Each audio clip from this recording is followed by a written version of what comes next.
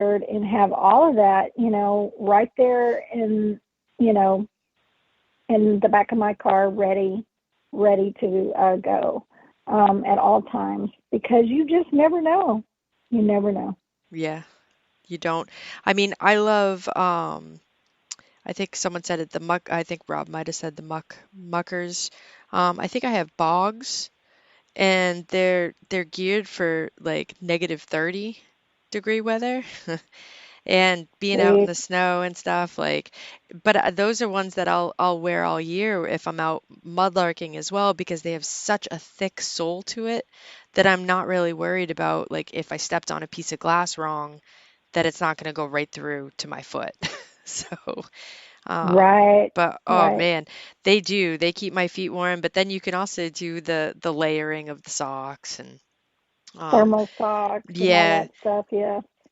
But you just reminded me about, cleaning stuff out. I've got a couple machines that I know this year I used that I probably won't be using for the next month or two. I'll keep, two out, but the others I need to remember to take the battery out and take the coil cover off and kind of get them all prepped to hibernate for a little while.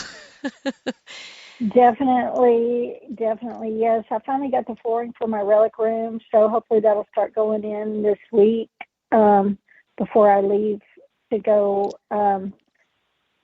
traveling again for filming. But that's one thing that I want to do is in my new relic room. The way I had it in my old relic room is I had all of my detectors lined up on the wall, Hmm. with a mount where I could hang them up there. And then when I'm ready to go, I just grab and go. But yeah, it's important to have those batteries out. If some of you have not learned the hard way, if it's one that takes batteries, make sure you take them out when you're not using them for a long period of time, especially during the winter, um, because you will have those batteries will leak and the acid will go all over and ruin your machine. And if Yeah. it's not in warranty, under warranty after a couple of years or however long the warranty is, it's not fun fixed. So yeah, um, But but yeah. anyway, yeah, go ahead. Yeah, I was gonna say the other thing too is I'm gonna be crying. I can't find the White's Fine pouch that I had, and it's got some cuts in it, and so basically I'm gonna be taking it and swapping it because it's, that's more of a summer fall. Doesn't go over the giant parka very well. But I'll be sewing up some putting some patches into that. So I'm like, oh well, good roll down to be able to do that. Um, Definitely, cleaning up and then checking for definitely. deals. I know you know that at the end of the year I do my year-end wrap-ups. So Yeah, yeah. I How's that am going so far? it's going well. Looking at everything found, I'm like, geez, I compared to prior years, I'm like, I don't know. It doesn't seem like I found as much as I have before. And then I remembered, all right, I was sick twice, sick enough that it kind of took me out for a few weeks. And then, we got to the super high heat and then just crappy weather all the time. And I'm like, and then a lot of traveling. But um, I have a couple I have a couple sets of items found from different properties that I think the property owners will be pretty psyched. So that will be exciting. I'm gonna start taking That's pictures awesome. and getting that stuff ready. But I have a feeling, one property owner is going to be absolutely stoked. I think it's like 6 coppers from that property. Wow, 6 coppers. Yeah, Yeah. six coppers. I think a flying eagle. Um, I gotta look. Everything's now combined. because so what I tend to do, if listeners don't know, is I'll metal detect or mudlark or dump dig, and everything gets like put in a bag and labeled where it was I found it, and then at the end of the year, I kind of dump all the bags out and put them all together um, by the location that I found and who, if it belongs to a certain property owner or whatnot. And then I'll catalog it. So that way I can go back and go, this property, the last 4 years, this is what I found, this is the area that I found it, and kind of generalize like, you know, some of these things weren't on maps, and that kind of helps identify it for me. But Right. And something that a lot of our listeners that are newer to the podcast, I know we've got a lot of new ones that don't know what Amanda does, and we'll get her to talk.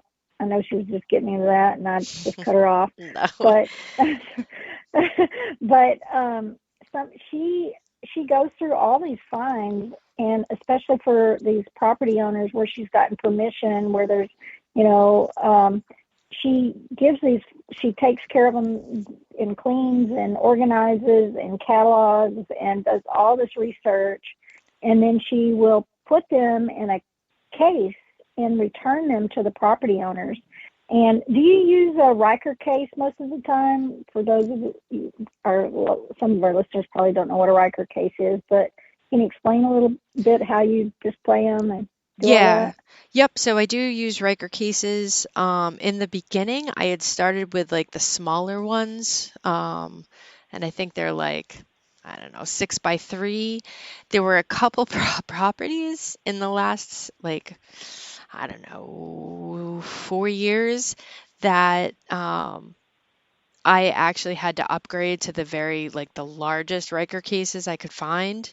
And even then, I had to do double Riker cases. But they're cool enough that, these are people that either their family settled on that property, or they're just so into the history that it's something that I know that they're going to take out, they're going to look after, they're going to share the word. And then they've been really great on, putting our names out there and getting us permissions where property owners, that don't want the stuff back. And that's the thing, like, so we're going on 11 years of 11 years of metal detecting and treasure hunting, and I don't know, the space here, I get to a point where I'm just like, I don't want any of this anymore. Just get rid of it. So I'm kind of glad that I mean, so don't get me wrong, we have conversations ahead of time with the property owners. So if we were to find, say, a jar full of gold and silver coins, or that discussion is had, and the decision on how that would be handled. Um, and it depends honestly on the property owner, but that conversation, like you have to have those conversations ahead of time. So, Yeah, and sometimes it's said jokingly, but people don't realize that that stuff does happen. I mean, what mhm, if you dig this jar full of cash full of gold coins or cash full of, you know, silver coins or something like that, and what will you do? And so you have to discuss that with the property owner. Even, hey, if we do find something, that's worth a lot of money, we split it 50-50, yada, yada, whatever, but like she said, it really depends on the property owner. But sometimes it is good to, if you really think that there's a good probability of a big,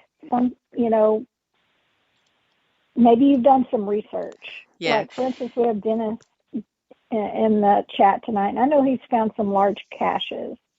And I know he goes in there and, he will have a contract, ready to go yeah. for some of these property owners. So do you use any kind of contract occasionally when you run across stuff like that, or? Nope, Have you in the past it's or been a verbal? verbal contract, and then I've actually had property owners that have printed out permission in the event that I were to ever get stopped by somebody, like a neighbor or somebody were to call the cops, that I have a signed letter by the property owner. And obviously I have their phone numbers and everything. But I mean, there's also the opportunity that there's the times that like you might find something that you've never found before and it might not be worth a lot. But it means something to you because it's a bucket lister or something Yeah. like that. Yeah. Like I had a property owner that I found like and come to find out, they are, depending on where you're at, pretty common, but I always wanted to find a ginger beer bottle. And I was bottle dump digging on a property and I came across one and he's like, "Oh, that's so cool." And I'm like, "It's my first." And, you know, it's honestly up to you, but if I could keep it, and, you have that discussion too at that moment, like when you find stuff. And then I've been blessed with great property owners that are like, absolutely, absolutely keep it. You've given back blah, blah, blah, or you've done this, or, yeah, you can keep it. And it just it makes my conscience clear a lot of the True, time. true. Well, it kind of goes back to like my epic one. It's one of my favorite finds. And I know it's with a good friend that I was detecting, their property, and I found the Eagle Officer belt buckle, Hmm. and it's on their wall, and I know I could probably go look at it or visit it if I Yeah. ever wanted to, but it's hard Yep. giving up something like that, when you go to these properties and they're already set, you make that decision, or they're the type of property owners that want to keep every little thing, even Yeah. if it's a little penny, You find that and you're you like, find that out first and foremost. But if you know you're digging a serious historical area, it's also really cool to like save some of that stuff. Even if they want every single penny back. I mean, yes, I've dug properties that they wanted even, the clad. They wanted everything. And then, yeah, you live and you learn. You go, yeah, well, that's not one based on what you found, you decide, is that really something you want to do? And then if it's not, like, just you don't go back. Um, right, right. And that is one good thing about. I know you've been recording most of your finds now anyway, so you've got that on record that you dug it, you found it, and you're able to post it on your TikTok or your Instagram or your whatever YouTube. And same for me. At least I can document that. I don't. You do get to where you have so many finds that I've been going through my finds and gathering some of these finds to give away at my hunt, yeah. because I don't need them. You find so many mercury dimes and so many barber dimes and, that sort of thing. It's, as long as I've got some of my first, well, a lot of my first were stolen when my house got broken into years ago, Mm, um, but to have those things, and then by then, pass them on, and that's something that we all do, especially for some of us. Like you said, you're going on 11 years of metal detecting. I'm yeah. past the 24 mark, 24 years mark, which mine got whittled away. Um, you know, there, at the beginning, when my house got broken into, the the way that you don't want to whittle away your finds, but Yes. it happens.